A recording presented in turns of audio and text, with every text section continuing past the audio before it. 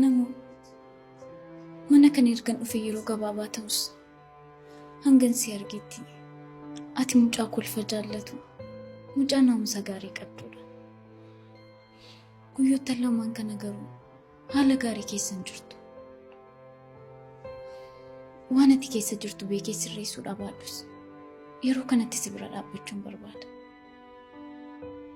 Galatoom deebishu. Garuu amma kana addeessaa miti. Ati amma dandeessu hojii kee irratti xiyyeeffadhu. Akkas naan hin jedhin.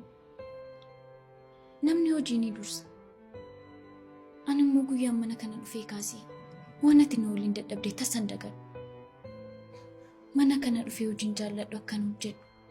Namoota waliin akkamitti akkan hojjedhu. Dhaabbilee akkamitti akkan dubbisu. Baay'ee isaasitu na barsiise. Ati oolmaa guddaa narraa qabda.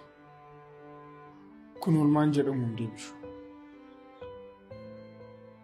Dirqama istaafiin tokko raawwatuun taasise.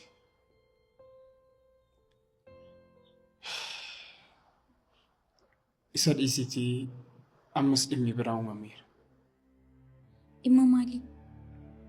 Oomisha aannanichaa billoo kwaalitiidha. Kana yoon itti meemmoo na namantu. Akkamitti akkanitti muna dhibbisee jira. Kun rakkoo maalii qabare? Situ akkas godhi miti. Ati bu'aa qorannoo dhiyeessiteef. Kan ammoo fudhachuun jaalala osoo hin taane dirqama hunda keenyaati.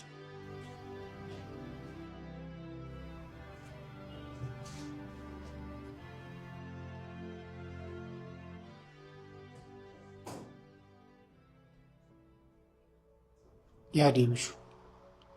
Sirrii jette. Itti himuun koo dirqama. Deebishu. Ati garuu baay'ee galatoomi. Rakkoo hin qabu. Ati tasgabbaa'ii waan hundumaa hubachiisi tole. Tole.